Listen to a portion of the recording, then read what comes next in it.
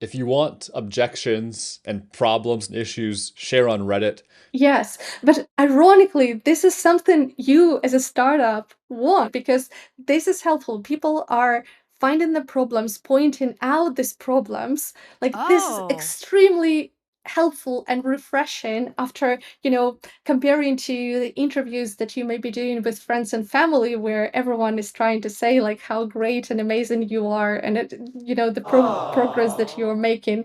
The worst feedback ever is but the design is so nice. Oh. My name is Jacob Rushfin, founder and CEO of Botsy and the host of Price Power, the podcast for subscription apps to grow their revenue. Today, our guest is Sasha Lamachenko. I was so excited to talk with her because she first told me about her app idea multiple years ago and has been working on it ever since. She's been in the app world for a while, from head of marketing at Split Metrics to roles at Skyscanner, Depop, Flow, and more. And now she's the founder of Anticipate, your co-pilot for mental health care. If you're a new app founder or thinking about building an app, this is a great episode for you. We talk about why you need to sell before you build, the product market fit trap, how to be intentional about your first 100 users, step-by-step analytics setup, and more. Hey, Sasha. I'm so excited to have you on the podcast today. I think we first met, a few years ago now, and I saw you recently launch your app Anticipate. One, congratulations on that. I'm so excited for you, but I would just love to be able to dig into this whole launch process more. Yeah, excited to be here. And it's been quite a while, as you said, a couple of years. And I remember I reached out first asking something about marketing for mental health and health products. So I'm excited to have a conversation on the other side of the kind of launch process of the product. Yeah, yeah. Okay, well, let's dive in. So, I know you have a really small team. I think you're two people right now. When you're building this product, like, I guess first, how did you prioritize features for the MVP launch? How did you know what to build and do first? Sure. So maybe a little bit of backstory about Anticipate and why it was kind of I understand the space, why it was rather natural for me to work on something like that. I have deep experience in marketing technology and data, and I've been helping companies for years to set up all the data, the infrastructure, so they can use it to optimize marketing, to optimize product, to build better engagement and retention flow for users. And we know when users, go outside or engage with a product or, do something. We have this data, but it's used again like for marketing and product optimization purposes. So I thought, why not to use this data for something more um, meaningful in a way, like mental health. And I have myself deep ties in mental health. Like many of us, I have a history of mental health challenges, and I have history of mental illness in my family. I have people in my family who are in mental health care, psychiatrists. So it was kind of natural for me to combine these two worlds and see, hey, there's lots of data available. Mental health seems like users need this data, so let's find a way to give this data to users. So it's kind of like it was quite natural for me to start thinking about this and have an idea seed, if you will, that I could start building on. And it's been quite a journey because, as I said, I was working with marketing technology and data. I was working as a consultant at Flo Health and Dojo and many other great companies. And I had to start with something. I couldn't start building from the get go. So I had to start with something more manageable for myself. And I'm a big fan of Reforge and product strategy courses that they're doing there. And they had this great course that was about product market fit narrative and kind of, building and testing product market fit hypotheses without actually building the product. And then I thought, hey, it might be something that will work out well for me because I cannot commit to building something right now. I'm working almost full time as a consultant and I have commitments to my clients, and but I want to start exploring the idea and building something more out of this tiny seed of an idea that I have. And I've started working on this product market fit narrative document from Reforge, and from there, it's kind of like I got the necessary amount of the insight to actually understand how the first version of the product should look like. Got it. Got it. And so from this, what were kind of some of the specific tactics you kind of used to kind of uncover what this first version should be? Were there specific, Yeah. did you use it research? Was it prototyping? Yeah. So actually, all of that product market fit narrative framework of Reforge, it was super specific. It's basically like step by step framework. You're taking it and you start building on your idea and you see it, get in shape.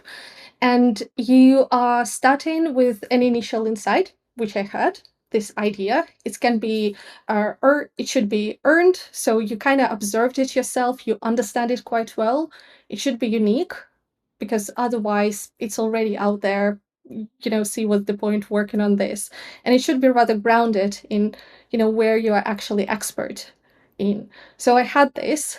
And after that, you are shaping it into the narrative itself, which is very classical. The problem that you're trying to solve, who you're solving it for, the value proposition, the competitive advantage, the growth strategy, and business model. And after that, which is what the most important and the most interesting part is, you have this hypothesis, right? You have this product market fit hypothesis and this kind of blocks, and you're like, now I have to identify and validate the most riskiest hypothesis. So for us, it was kind of the problem that we are trying to solve and value proposition and competitive advantage. By the way, I said for us, it was still only me then. So it's kind of like for me, these were the main problems. And the way you validate the riskiest hypothesis is basically like there are two ways. Sequential steps how you do it. The first one, you are doing market research and you're getting expert advice on how companies tackling this. This is why, by the way, and how I met you, Jacob, this 2 years ago. This was the part of this process where I was validating the riskiest hypothesis, and growth strategy was one of them. So here you go, the reason why I reached out. And the second part, which is more important, is product market fit interviews with users. And I believe actually this part I got completely wrong. I can go on. Also, yeah, yeah, tell me how you got it wrong. I think that'd be super interesting. Yeah. So you are basically with the product market fit interviews. Um, like first of all, I'm very loyal to Reforge and I love, things that are doing, but I think like this one thing they could have been kind of more clear and emphasize something. I'll tell you about it in a sec. So uh, when you're doing product market interviews, you're ideally trying to get to the truth where the core, if product problem to solve, for example, is your riskiest hypothesis, you're trying to get to the truth. What is the most important problem to solve for the users, right? The and you are trying to avoid the confirmation bias as much as possible, right? And you're forming the questions in a way that, you know, what are the most important things that are on your radar when you're thinking about your mental health, right? And a person tells you, and after that, all right, so I have this problem I am thinking about, where this problem is on the list of priorities, and you're doing it over and over again, and you get this knowledge and insight, and you basically you shape the problem to solve into something that is on top of their priorities. The problem for us was that the problem that people were communicating to us is, I experienced so much pain in my last mental health episode crisis. I experienced so much pain there that I do not want ever it to return. And this is a tough, like, this is a very real problem. Like, this is the truth. This is something that you cannot argue with, right? You kind of like, this is it. This is the fundamental reason why mental health care is there, why there are so many products. People felt so horrible that they never want to experience it ever again. And I think like it's not the mistake, but it's kind of like the misstep that I took, and I should have tried to understand this answer better. I should have tried to understand what people like, how people are solving this problem right now, and what are kind of like sub problems of this large ambiguous problem chunk. What I've done, I've taken this problem, large problem, as a truth, and I've taken it like, lovely, this is my problem to solve, and I'm going to solve it. But this problem in itself, like, it's so large and ambiguous that, especially if you are a small tech startup, there is no way you are able to solve this. Despite like all the effort, all the best effort you can put into this, there is no way you can solve this. So what I should have done, I should have drilled this problem into more tangible, solvable sub problems and tackle one of these sub problems instead.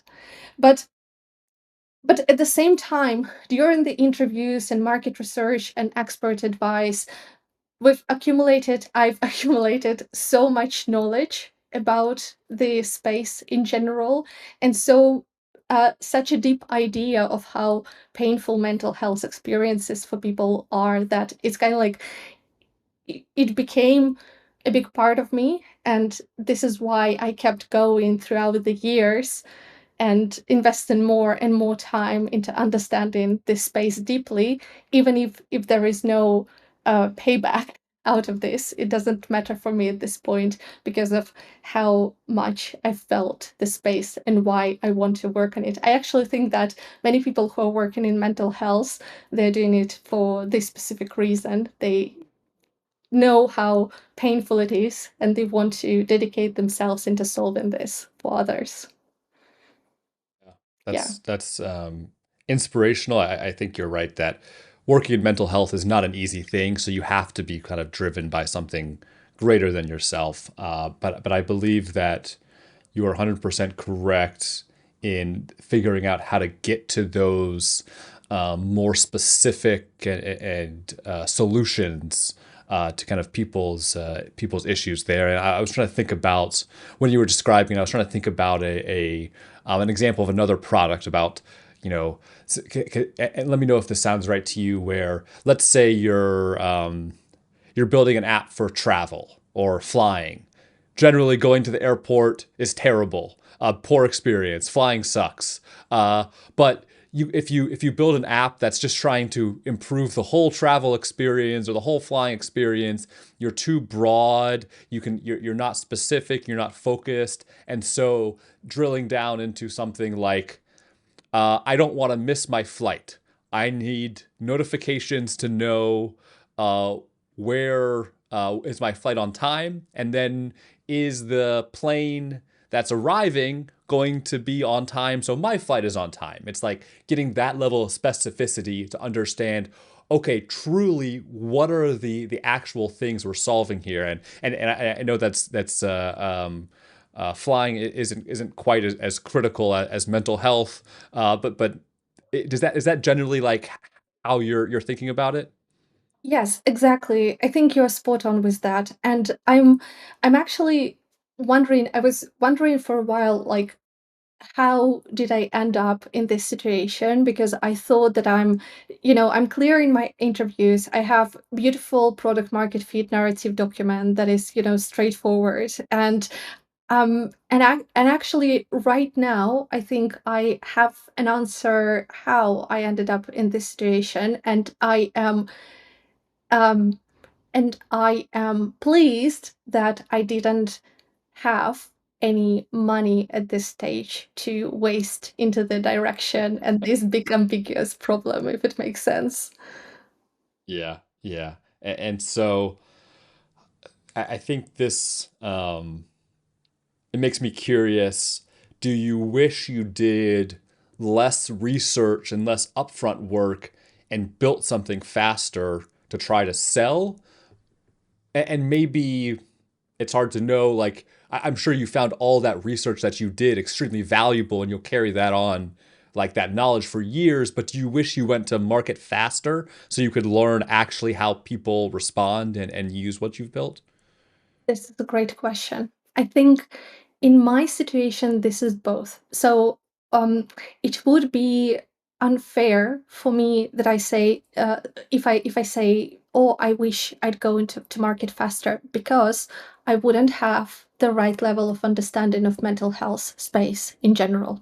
So this is the gap that I had to fill for the mental health care professional or researcher. It would be a different situation because they work with it for years. They understand how it works well. For me, I had to cover the gap. So if I reflect back, I couldn't have skipped this research phase. I had to do this. Now, we've actually, after we've done research, we had, I think, around 8 rounds of iterations on the product. So we actually went deeper. So I had, like this problem that I try to sell to problem that I try to solve. I had an idea that we can use data to help people, and I knew that simplicity is important. So it's kind of like, and as low effort is important for users. So I kind of doubled down on this. And we started iterating, and we've invested lots of time on iterations. The way it looked like, I was creating mockups in Sketch. I was showing users, seeing how they are interacting, asking what would increase value, comparing to what they saw, like what features, functionalities, or something completely different. Then me and the engineer with whom I started working, we started developing the first proof of concept versions, and we were in closed beta in test flight, so we were inviting people there and getting feedback from them. I was using Prolific at this stage as well. So the way I was sourcing initial folks for interviews, this was Reddit, this was LinkedIn, and this was Prolific when I needed an immediate feedback from a large group of people. Um, and I've and basically, like, this is the part. It's not the research part, but this is the part that I felt like wasn't necessary, these iterations, because it felt like I'm skipping. Right now, thinking back, I skipped a large um um kind of I skipped a couple of try to skip a couple of steps ahead. Like, when you were doing the sketch mockups, and when you were, building something and putting it out there in test flight, or, God forbid, creating an MVP and launching it on the App Store, you should have already a good idea of the demand and of one case study, like one very specific problem that you're solving. And we didn't have that. We had just big ambiguous problem that we are solving without kind of this drill down into, okay, like, what are specifics? As you said, it's not like solving the flight experience. It's just showing, you know connection times between two flights and telling you whether you will be on time to the next flight when you're doing this connection. So, and we didn't have that. We've just doubled down on this big ambiguous problem. And For this reason, like this is the part that I felt like we should have changed. When we had all this experience with all this knowledge with the interviews and expert advice from product market fit narrative, what we should have done really is we should have created a very simple deck focusing on the demand as the first part, and then we should have gone to users and we should have tried to sell this and to see whether anyone converts. That's what we should have done, instead of iterating on the product, on the designs, on data demonstrations. We tested how chatbot interface can be used, or the dashboards, how they can be used, without really understanding the why and the what behind the problem that we are trying to solve. So it's kind of like this is the change that I've made. I would have made back then. Yeah. And we were talking about this before we started recording, but really starting with demand, and we both agree that the Rob Snyder with the Harvard Innovation Labs and his kind of course and presentations on the path to product market fit does a great job, and kind of talking about that, really figuring out what's the real demand. What are people actually trying to solve? I think this ties well into kind of jobs to be done. If you don't understand that, there's tons of literature on it. Go read it. And then, but to your point, you never know until if someone actually finds your product valuable until you ask them to pay for it. People want to be nice to you, right? People go, "Oh, this is so cool! What a great idea!" Okay, well, do you want to pay for it?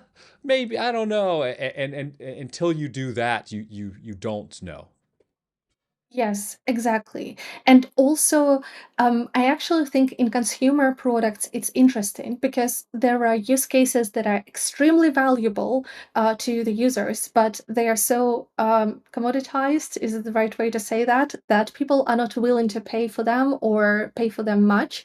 And there are use cases that are valuable and people are willing to pay for them. So the first use cases where they're valuable, but people are not able to pay for them, you're basically using it for growth and for engagement and for retention to accumulate your audience. And then the second set of kind of values, you are using them to monetize, to convert users into premiums. So, and I believe like these two parts, this is very important to understand. And I felt into this trap as well. And I feel like many startups fell into this trap, kind of trying to blend these two, and without understanding like the willingness to pay where it is feature by feature. Yeah, I mean, two tools for understanding like willingness to pay in general. Van Westendorp analysis is kind of a survey, four simple questions you can use to understand overall willingness to pay for a product, and then conjoint analysis can be helpful to understand on an individual feature level. But until you actually have users of your product, they're not super helpful because you're just asking random people doing surveying, and they're not actually representative of who you're recruiting. So these tactics are valuable, but they're not the end all be all. They're a data point that you should use. Yeah. I actually think that you're making a very important point here about kind of the random group of people, providing the insight and providing the feedback. I feel like this was also one of the mistakes that we've made, and I see it clearly now. It's you should be very intentional about the audience that is providing you with the feedback. And there are kind of two ways to think about it, like the audience whom you're interviewing, but also people whom you're acquiring into the live product as your first customers. It's very easy to think about, oh, we've launched an app and we will launch it on Product Hunt and on Reddit, and we get lots of traction there. And but after that, like all the signal that you are getting, you see the spike in interest, you get the feedback, which is semi-relevant. So you need to really understand what what you want to get out of this feedback. And also the metrics, you will see, your retention rate tanks, rate tanks, like, people leaving you. Is it a testament that this is a bad product, or is it a testament that you've actually used the channel and scaled to soon, and you're basically hitting the wrong audience with the right product, or maybe right audience with the wrong product? You're not able to tell. So for this reason, I actually really loved very recent Web Summit interview of a founder of Tally, and she was saying that, like, the first growth that you're making, it's not about MRR or anything like that. The first growth you are making just to get 100 very intentionally collected users who are providing you with the feedback, so you can iterate on this feedback and build something valuable 6 months down the line that you can use to actually, monetize. But the first user is the first feedback. It should be super intentional. And I'm speaking about this from my personal experience. We did launch the app on Reddit and also App Advice back in October, which was great from the kind of installs point of view. And also we've our rankings increased on the App Store because of the surge of traffic. So very classical, but at the same time, like the feedback, the data that we saw from these users, it wasn't demonstrating us everything that um it wasn't giving us back lots of value, if it makes sense. So for this reason, being very intentional in the beginning, first users for the feedback and helping you develop the product, and that should be the focus, not MRR growth. By the way, from Reddit, we've got lots of great feedback and objections, which are incorporated in our roadmap, and many of these have been solved already. So yeah. If you want objections and problems and issues, share on Reddit. Everyone on Reddit will be very helpful to point out how you're wrong, how everything you're doing is bad, and some people will be helpful. But I feel like Reddit is you get both sides. Everyone has strong opinions.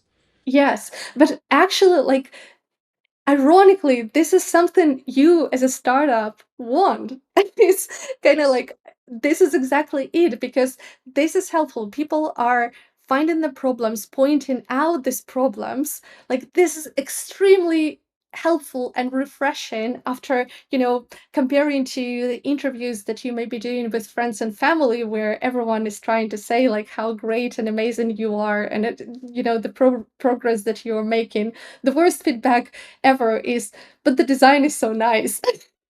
you know Right, right. yeah, so for Yeah, this, and that's interesting.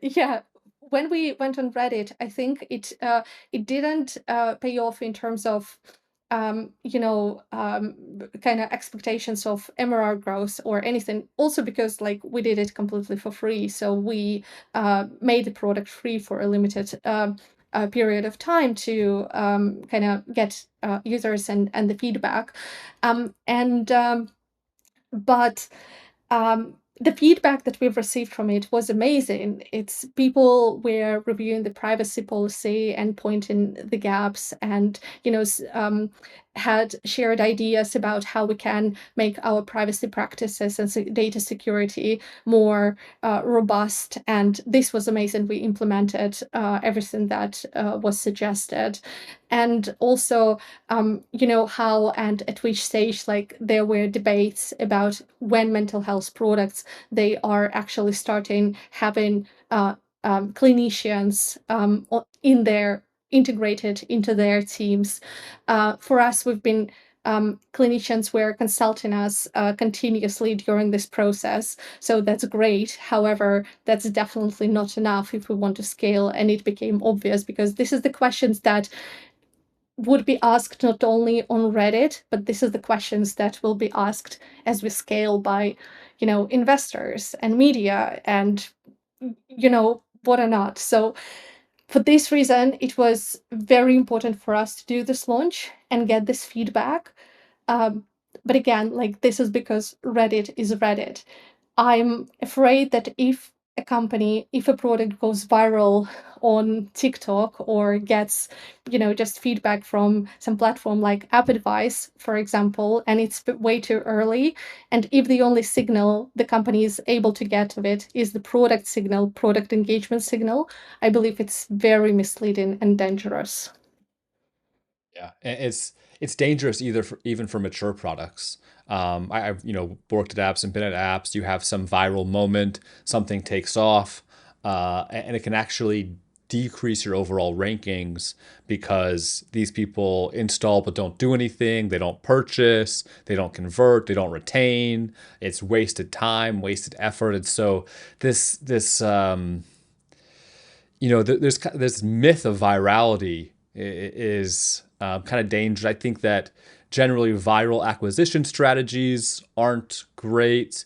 You have to be, even for viral kind of growth loops, referral loops, things like that, you have to understand them well and monitor them well. So it's usually um, of course, you hear about all the people that succeeded, got millions of users from that, but generally, it's not what you should be aiming for. Yeah, I'm all for sustainable growth, and I also believe I know what you're talking about, and I also believe that any virality, like it's math, basically. It's calculation. It should be very intentional. If it's your strategy, like you're building the whole product and, the whole marketing growth engine around it, it's not that, like one-offs that you're hoping to get. As you said, like it can skew your results and harm your product. So no, it's kind of like it's a standalone growth mechanic that you can choose to use, and you have to be very intentional about this and understand it deeply. Yeah. Yeah. So maybe what are the specific channels you have been using for kind of growth and marketing today? Are you in the phase where you're trying to scale up, or is it still kind of trying to get users and still understand and understand retention and conversion? So I guess, yeah, two questions. Kind of where are you in you think your product scaling stage, but then what channels are you looking for and finding effective to get new users? Yeah.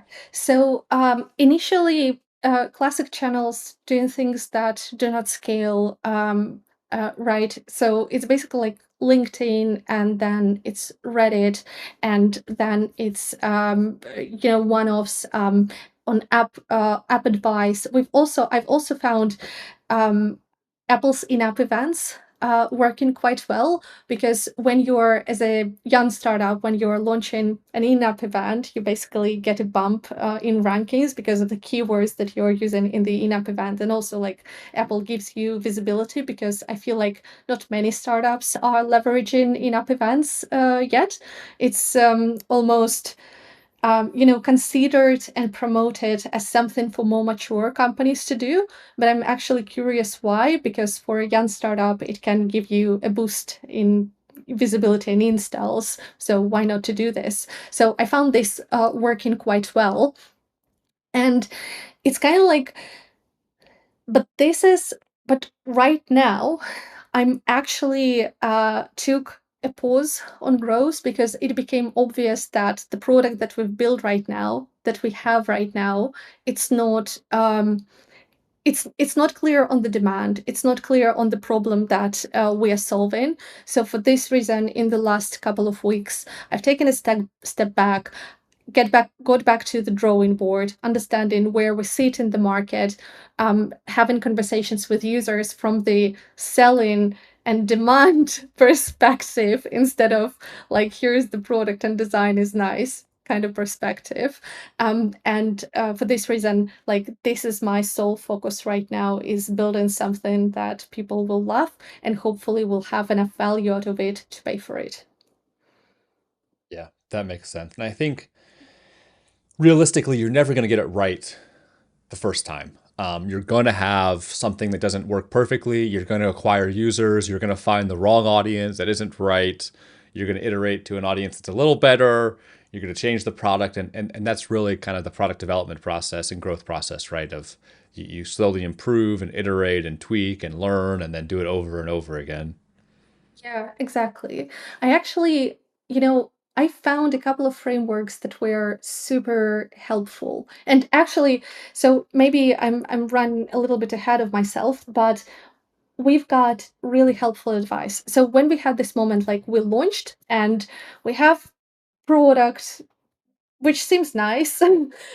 We have people who are using it daily and providing us feedback that they love it, which is amazing. And we have a team right now, and we had what I thought like sure thing roadmap for the next, let's say, 6 months that we can start working on. So actually, like, you remember this thing I said that I was grateful that I didn't have large funds back then to, start just investing, pumping into paid acquisition or influencer marketing and, start growing this. Because for us, I felt like it was very easy to start doing this, to get misled by our results and start doing that. Because again, like, we are receiving great feedback from some users. They love it. They genuinely use the app daily, which makes me excited. But at the same time, I do not have a signal. I do not understand why they are doing it, right? What they're getting out of it. And for this reason, I do not have a replicable case study that I could have used to find 100, then 1,000, then 10,000 more of these users. So this is the reason why I got back to the drawing board and I'm just like, let's focus on the demand and the very specific drilled down problem that we are trying to solve here. And I've also had a moment of panic and I'm just like, I need to talk to people in the industry who had experience starting the business and just to get their advice, like to see what what I'm doing wrong, like, point like what doors I haven't opened where I haven't looked at. And We've got 5 really good bits of feedback and advice. The first one was we need to understand what people value and ready to pay for, and what people value but they are not ready to pay for. And for example, people will never pay for their own data and for tracking because this is the data that they are incorporating themselves. And for this reason, it's kind of like their data. They feel like they're owning it. And also it's available for free in Apple Health, for example. So whatever tracking and we try to do on our side, it should be free. And we need to figure out like other ways to monetize it. The second thing that I found is that someone shared with me is the sole focus right now should be on finding 10 people and trying to explain once again. So the second thing is finding 10 people who love the product and who have the problem and explaining how we will get 100 more of these people. So it's kind of like replication. We are able to have a case study, understand it deeply, and then being able to replicate it. The third advice, which I found to be absolutely amazing, is to talk to non-customers, to talk to people who are not only not customers of your product, they are not customers of any mental health product, and understand why is that. It was eye-opening. Then another piece of advice that we've got is preparing for the long run. So it's basically how long you can stay and try again and again without damaging your quality of life, right? It's and the final piece of feedback is early focus on feedback and not revenue metrics. And I felt like in the beginning, I had this panic moment. Like we launched the app, it wasn't growing at the rate I was expecting. Well, obviously, right now I see like no way in the world it could have happened. But I had this moment of panic where like I have to show, revenue numbers straight away. And it was, it required me to switch my brain that right now, no, right now the focus should be on the feedback and improving the product, building something that people truly love, and revenue will follow. But right now, we have to focus here. And a couple of kind of frameworks that I used, actually just two of them. So the first one is the classic blue ocean. I last read it in the university, and right now I read it again and just like, wow, it makes so much sense. And it's very practical, because there you're basically, encouraged to understand where you sit in the market. You compare yourself against your competitors and look at the features. And when I drew, this chart, of like functionalities and what I am bringing to the market, what I'm decreasing, what is not necessary, what I'm trying to increase, like raising the bar of the market, what I'm trying to eliminate because, it doesn't make sense to the users, and what I'm trying to add. And it became obvious that I'm not adding much. And I started charging users for something that they get completely for free in other products. So, how come? And it became just obvious that I need to think about the different product strategy and about the different value proposition. So, that was great. And from the interviews with the and the second part that you're doing there in the kind of when you're trying to map the blue ocean canvas. The first one, you compare it yourself against the competitors. That's great. And after that, like, you're doing interviews, you're trying to understand, the current users, what they are missing on the market, what they do not need in the market, what they would love to have more in the existing offering. As a second group, you are looking at the people who are on the edge of converting into customers, very close, but not yet there, to understand what's preventing them. The second group, which I found like the most important group, is people who chose against existing solutions and your solution. Because what you're looking for here is actually commonalities between these groups. And this, like, choosing against, so why it's happening. There's also the fourth group, which is unexplored markets, which, distant markets. I won't go there, but this part, like this group who chose against, it was the most insightful group for me, because it became clear that people are choosing against existing mental health solutions first because of their complexity. You are opening a mental health app, and you are just bombarded with everything that this mental health app has. And they're like, I have no idea. I came for a white noise sound that I've been using for 2 years, and you are making it really hard for me to find this white noise sound. So how is it possible? It's not helping my mental health. It's actually, if anything, it's damaging me. And the second part, so the complexity is the first part, and the second part is effort, because people like it's interesting how people are describing themselves. Like, they are almost punishing themselves for not able to do things. They're like, yeah, my therapist is telling me I should start journaling, but I'm too lazy for that. Or I don't have motivation to do that. Or I started doing it for 2 days and I couldn't continue. And it feels like people feeling bad that they are not able to do that.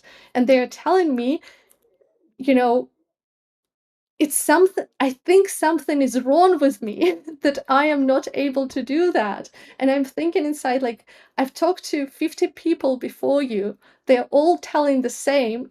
There is nothing wrong with you.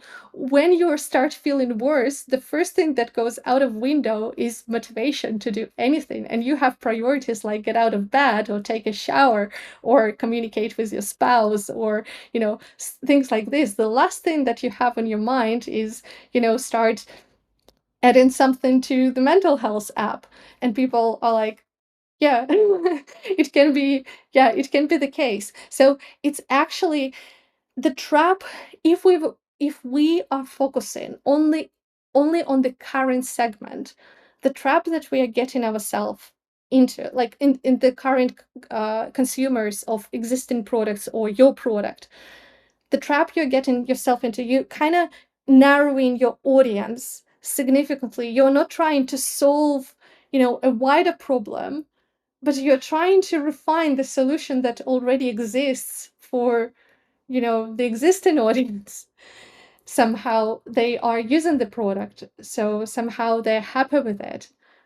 But maybe if you're solving the problem of this tier two group, who chose against, maybe you will make lives of people in the first group who are consumers easier as well, and the product will exceed their expectations.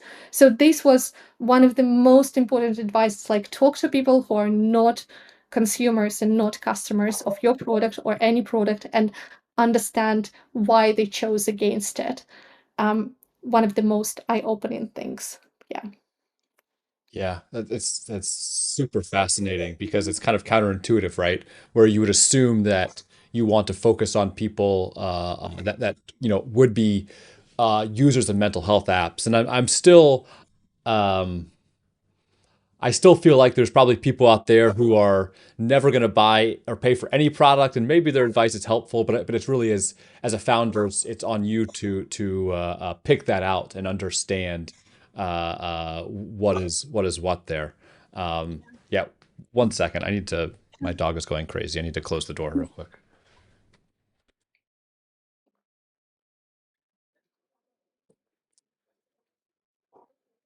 Okay, sorry.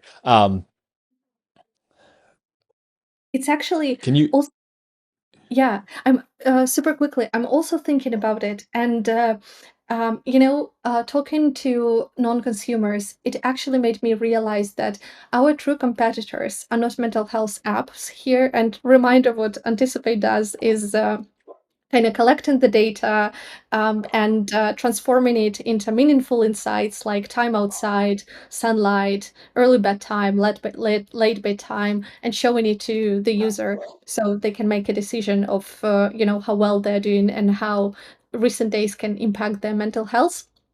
So the true competitors here are not existing mental health market, but it's actually Apple Health and wearables, because people and fitness apps, which is my favorite. So the way people are solving this problem right now, they are actually installing a fitness app that is telling them how much they're walking per day, or they're just looking at Apple Health, and they have a calculation in their head in a way. I'm taking like that many steps on the day, and that means like 1 hour or 2 hours outside, which is my goal. And it doesn't require any effort from me, just the effort during analysis to kind of understand how many hours outside I spend per day. Um, so basically, like, it's not even mental health apps that we are competing against. We are competing against Apple Health and also the wearables data. And what we will be trying to do, we will try to do more to make more clear for users to read, so they don't have to decode it in their brain by themselves. I think it's an important point of your competitors are usually, or depending on your product, are often not actually your direct competitors, they're your substitutes, where the substitutes for your product are often the norm, the use case today. And so compared to another mental app, like if we look at the whole percentage of people in the world that use, mental health apps, it's like it's kind of small. But if you look at the percentage of the people going to therapists, journaling, doing all these other things, just not doing anything for it, like that audience is actually way larger. And similar, like if you're trying to convince someone to use a notes app on your phone, the competitors are not like Evernote. The competitors are every single person that uses pen and paper, or like that's who you're trying to convince and win over. And so like just thinking about competitors usually ignores the reality of the world where your customer doesn't they don't think about, oh, I'm using a competitor today. Go, this is just what I do. Like I write things down. And so you're like trying to get into that mindset of what is someone's actual daily habit, what is someone's actual experience in the world, and how do you tap into that? And then typically, like, it's better to you don't want to create something new. You want to create something that's an extension of something someone already does, or like slow changes. And so in my mind, correct me if I'm wrong, it's kind of like I think you mentioned this a little bit earlier, like journaling to kind of track your mental health is something that therapists recommend, but no one actually does it because it's just hard to maintain and hard to. But if you can make that easier and simpler, you can have a really simple intervention for people's that lives are maybe already kind of hard and difficult. Yes, exactly. And this is what we will be trying to do. It will definitely be a long ride for us to get there, but hopefully we are more clear right now. It's actually maybe an important point about the demand and one case study. It's also important to understand why people are doing journaling in general. The reason people are doing that because they want to become experts in their mental health, and the reason why it is important for them is because unlike with physical illnesses, when people are going to therapist, psychiatrist, or a regular GP, doctors rely on you to tell them what's going on. They rely on you to tell them how your mood has been changing, how you've been sleeping, whether you were active, are you taking any vitamins, are you getting enough sunlight, and people are like, what the hell? I do not know what I ate for breakfast. So how do I know? How do I know? Like, I don't have, you know, 30 days of data to tell you to help you understand how I've been doing. And this is the case study that we've got to eventually, and that we will be trying to facilitate for users and then hopefully replicate, is collecting the data to help people become experts in their mental health, so it's easier for them to go through therapy and doctors. That's Yeah. it. Yeah. Something you mentioned earlier around focusing on kind of retention and feedback and usage and not monetization, but you also said focus on demand and try to sell. So how do you think about balancing those two things? Is it, well, we just have to have a good product first and then we can try to monetize, or how do you differentiate between finding demand but not monetizing? Yeah. Good question. So in the beginning, I feel like you should start with find and demand without having a product. So you're just, you don't Mm, have any monetization. You kind of have a hypothetical monetization in a right. way, or, if you're comfortable with it, maybe not a case for the mental health, but for B2B is converting users into customers straight away, right? Even without having the product. For mental health, again, like we're not able to do that. For ethical reasons. But it's kind of like when you're starting with a demand and trying to understand it, you don't have to have a product. You just have to have a slide deck that starts with, here is the case study. Here are the problems that a person had whom we helped. Which of the problems resonate with you most, and here is why they had this problem. What is your why? And going through the slide deck from the problem that people are trying to solve to actually your solution. And ideally, you want to get hell yes for every single slide that you're showing to users. And that is your signal that you're onto something and you can start building something um, that solves this problem for the users. So, and ideally, you don't have any product at this stage, right? You're just, because your slide deck will change so many times in such drastic ways that this is analog of all the iterations, expensive iterations that you would do in the product otherwise on the journey of trying to find product market fit, but you're doing it with a very cheap slide deck. So, and I feel like that should be the first step. And it's kind of like when you have an idea about the demand and what the product should look like, and you build it, and you know, ideally you have the idea that where the value is and what people are willing to pay for, so you can start monetizing straight away in this case. But if you're going with building MVP, launching it, hopefully getting traction, introducing some paywalls, I actually do not see the world how this can be a good monetization strategy. And unfortunately, I'm saying that because I did the same mistake despite all the years of experience that I had, and I wish I have avoided that. But here we go. Yeah, sometimes the only way to learn is the hard way. And I experienced this myself. I have all this experience in marketing and growth and all these things, but when it's your own company, your own product, sometimes you have to learn all those lessons again. Doesn't matter all the feedback and advice. Yeah, I think something I was curious about, just because you have great kind of MarTech backgrounds, analytics backgrounds. You talk a lot about understanding user behavior and how do we see retention. I think a lot of early app founders are like, there's so many tools out there to figure out what do I actually need to get started. Yeah, what's your advice? What did you start with in terms of events and analytics and tracking, and then maybe how do you use that for decision making? Yeah. So actually, I think this was one of the few things that I got right. I feel like, and I my best advice would be here to go step by step and don't try to track something that is meaningless in the first stages. Like for example, for us, it was in the beginning. The only thing that matter to us is we're able to get first users. Maybe it wasn't right, but this was the focus. The dashboard that can tell you if you're getting the first users or not is uh, basically your database, where you see records start appearing. This is the dashboard of the App Store and Google Play, and that's enough to see the first traction. And then what you want to see is, all right, so are users coming back? um, there the dashboard's not ideal because the data is very limited.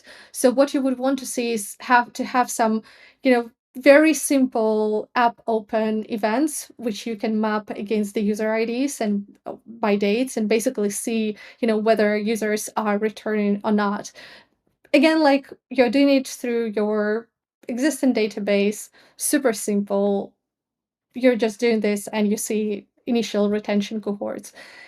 And after that, you're like, all right, so we have some users.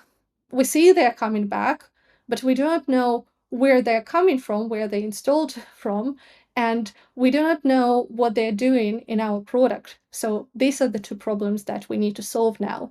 So, and at this stage, you're like, cool, I can install AppsFlyer to help us understand where users are coming from, and I can install Amplitude to see some initial product analytics, to see how people interact with our product to make better product decisions eventually. Kill what doesn't work, improve what works.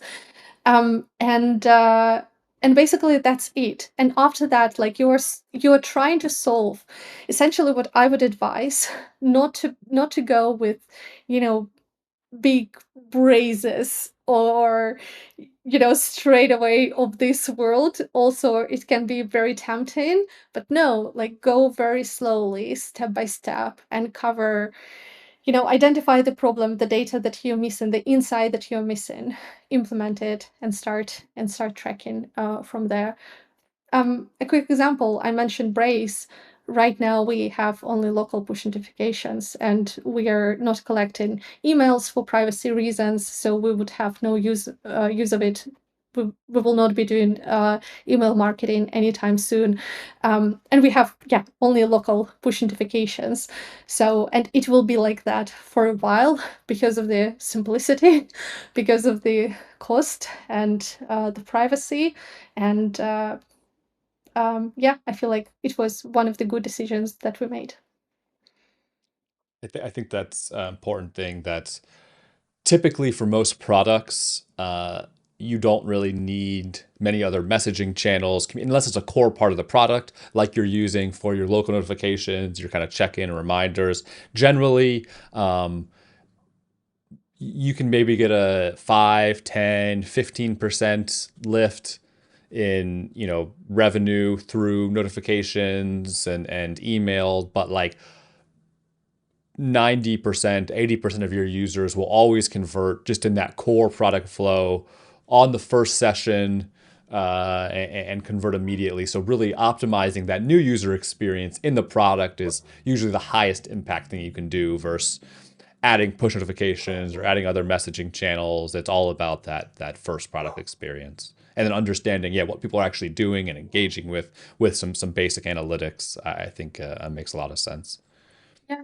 And especially in the beginning when you are small, you don't have much resources. You're just very tiny, and you're trying to people will not grant you 5 minutes of their time to explore all of your product and retain for a couple of months after that. What you're trying to do, you're trying to make the first kind of minute, or I heard it in the interview of uh, God, I forgot the name. What's the name? AI slide deck. Um, Gamma. Sorry.